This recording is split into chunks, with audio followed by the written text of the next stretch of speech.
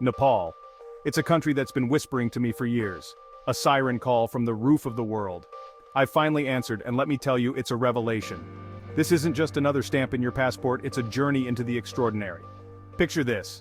You're standing in Kathmandu's Durbar Square. The air is thick with incense and the chatter of locals. Ancient temples loom above you, their intricate carvings telling stories of gods and kings. It's like stepping into a living, breathing history book. But Nepal isn't stuck in the past. It's a country on the move, pulsing with energy and possibility. In the span of a few hundred miles, you go from the sweltering plains of the Terai to the snow-capped peaks of the Himalayas. Each step brings a new surprise, a new flavor, a new face. Their smiles are as wide as the valleys, their hospitality as warm as the sun on the mountain peaks.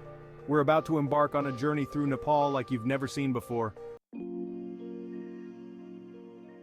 Let's talk landscapes. Nepal isn't just beautiful, it's downright outrageous.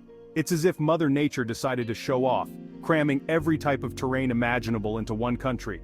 We're talking extremes here, folks. And it's glorious. First the mountains, the Himalayas. You've seen them in pictures, but nothing prepares you for the real thing. They're not just big, they're colossal. Everest, Annapurna, Lhotse, these aren't just mountains, they're titans of rock and ice scraping the sky. Standing at their base, you feel small, insignificant, but also alive, so damn alive. Head south and you hit the Terai, flat, lush, and steamy. It's where the Buddha was born, where tigers still roam, and where the rhythm of life moves to a different beat. The contrast is mind-bending. Nepal doesn't just have landscapes, it has masterpieces. Now let's dive into the soul of Nepal, its culture. This isn't some dusty relic behind museum glass, it's living, breathing, and in your face, and it's fantastic. Festivals? They've got them in spades, Dashain, Tihar, Holi, the calendar is packed. These aren't just events, they're explosions of color, sound, and joy. During Tihar, the festival of lights, every house becomes a twinkling wonderland. Holi turns the streets into a technicolor battlefield of powdered dye. It's chaos, it's messy, and it's absolutely unforgettable. Traditions here run deep.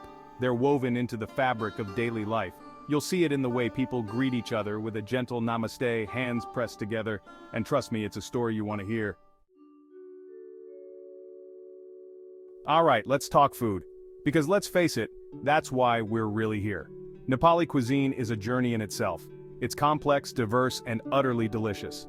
This isn't your run-of-the-mill curry house fare. This is the real deal. At the heart of it all is dal bhat. It's not just a dish, it's an institution. Rice, lentils, vegetable curry, and a spoonful of pickle. Simple?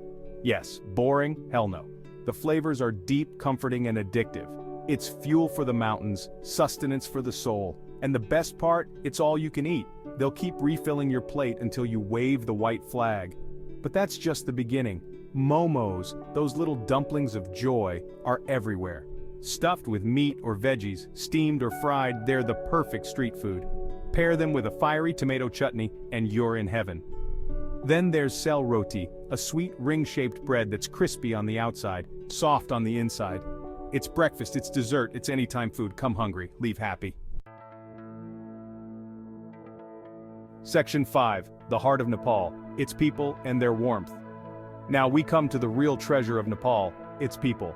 In all my travels, I've never met folks quite like the Nepalis. They've got a warmth that goes beyond mere hospitality. It's genuine, it's heartfelt, and it's absolutely infectious. Walk down any street and you'll be greeted with smiles. Not the fake, plastered-on kind you get in tourist traps. These are real, reaching all the way to the eyes. They'll invite you in for tea even if they don't know you from Adam. They'll share their food, their stories, their lives. It's not about what they can get from you, it's about connection, human to human. I met a Sherpa guide in the Khumbu region. This guy had summited Everest more times than I've climbed stairs. But he talked about it like it was just another day at the office. No bravado, no ego, just quiet pride and a deep respect for the mountains. That's the Nepali way, humble in the face of greatness. In Kathmandu, I stumbled into a small workshop. An old man was crafting singing bowls, just as his ancestors had done for generations. By the end, we were friends.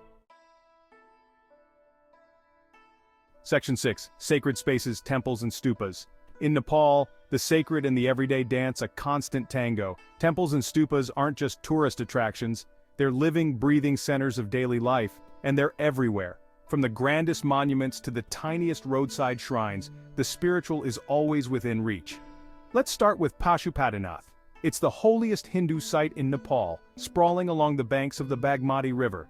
The air is thick with incense and the chants of devotees. Sadhus, holy men with ash-smeared bodies and matted hair bless pilgrims. It's intense, it's overwhelming, it's Nepal at its most raw and spiritual.